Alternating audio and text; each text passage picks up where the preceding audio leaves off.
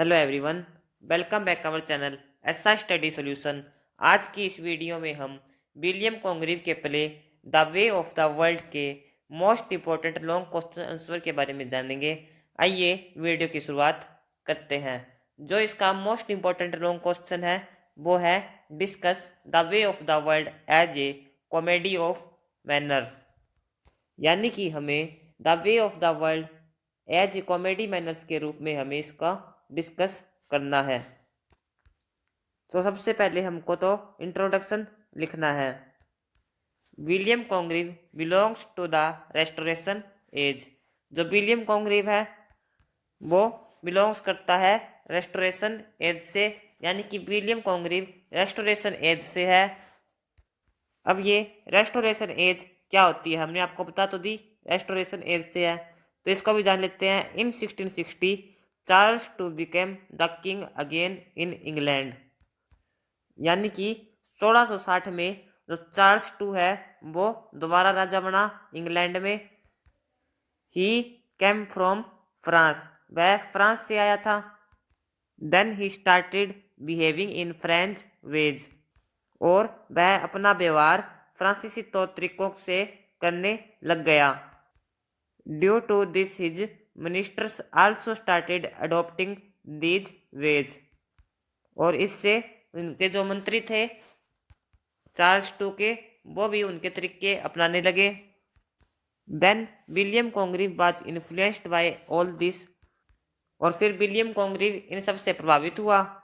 And he wrote a play the way of the world, और उसने अपना एक play the way of the world लिखा, in which we get to see all these features of the restoration age, जिसमें restoration age की सभी विशेषताएं हमें देखने को मिलती है।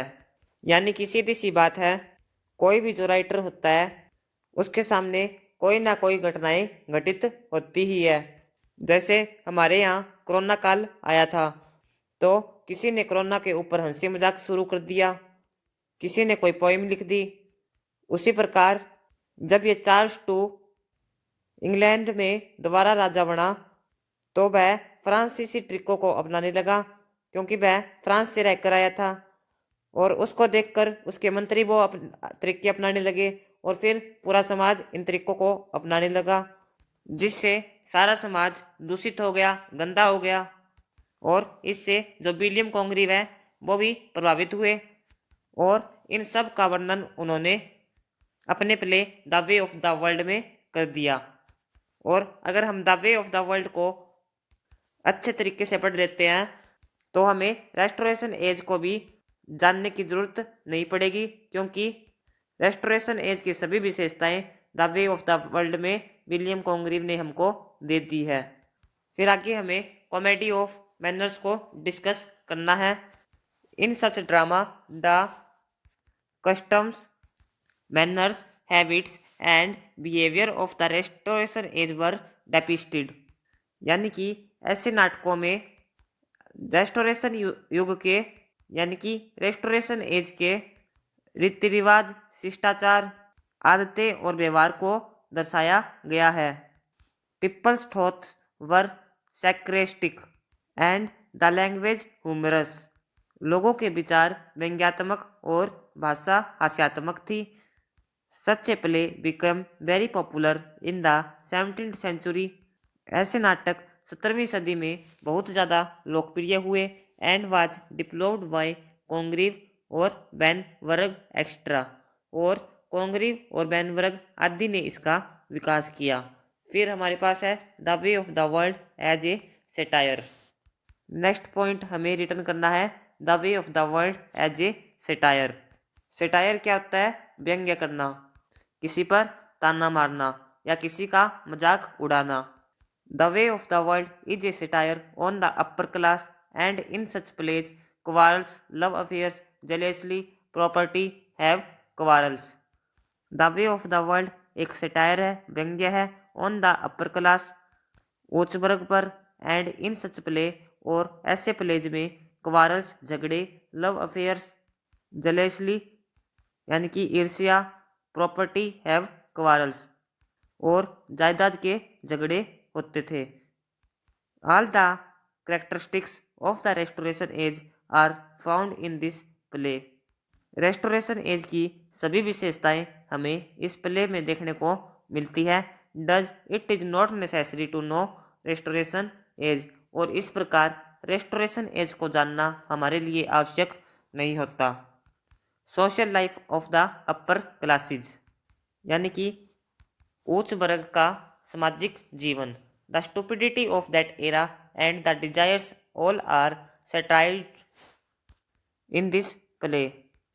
इस युग की स्टुपिडिटी और डिजायर्स, इन सब का इस प्ले में वर्णन किया गया है.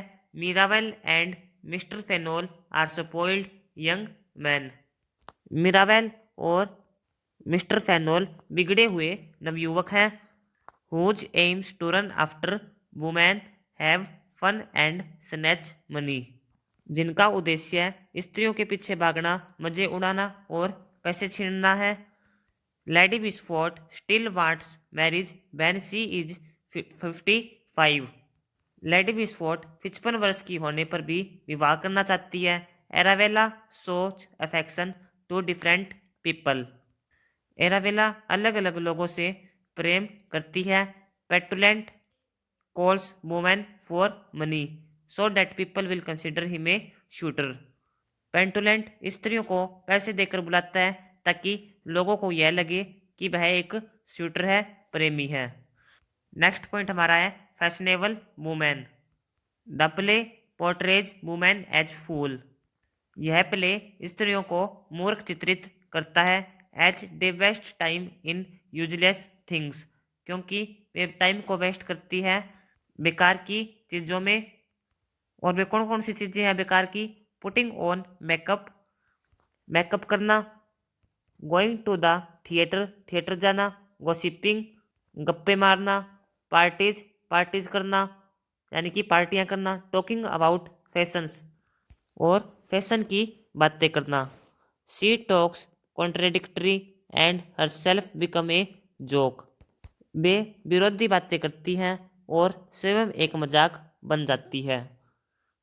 She spends the night in talking about others. Lady Wishfort is trying to get married even in middle age bearing makeup. Lady Wishfort इतनी बड़ी की आयु की हो गई है, यानी कि वो 55 साल की हो गई है, तो भी वह मेकअप लगाकर विवाह करने के चक्कर में है. नेक्स्ट है फिर फॉल्स लव, यानी कि झूठा प्रेम. True love, trust, feelings had no place in this era. यानी कि सच्चा प्रेम, विश्वास और भावनाओं का इस साहित्य में कोई स्थान नहीं है. इस युग में कोई भी स्थान नहीं है. The grid for money was high, और जो धन का लालच है वो अधिक है. Marriage were also done for money, और जो मैरिज होती थी वो भी मनी के लिए ही होती थी. In which there was not love, और जिसमें लव तो बिल्कुल भी नहीं था.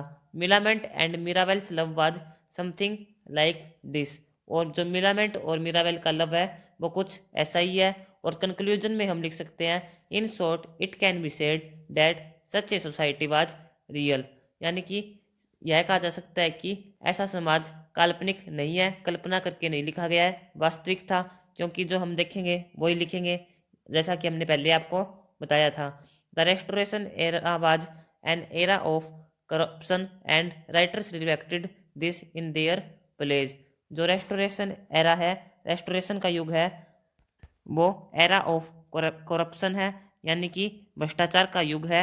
And writers reflected this in their plays, और जो राइटर है वो इनसे प्रभावित होकर अपने प्ले में इनको लिख देते हैं. Therefore it is unfair to blame the writers. इसलिए जो राइटर्स है उनको दोष देना अनुचित है, गलत है. ये हमारा कॉमेडी ऑफ मैनर्स के ऊपर क्वेश्चन था. आई होप आपको यह वीडियो पसंद आई होगी. अगर वीडियो पसंद आई है तो वीडियो को जरूर लाइक कीजिएगा. चैनल पर नए हैं तो चैनल को भी सब्सक्राइब करिएगा, और अपने फ्रेंड्स को वीडियो को शेयर कीजिएगा. Thank you, bye bye.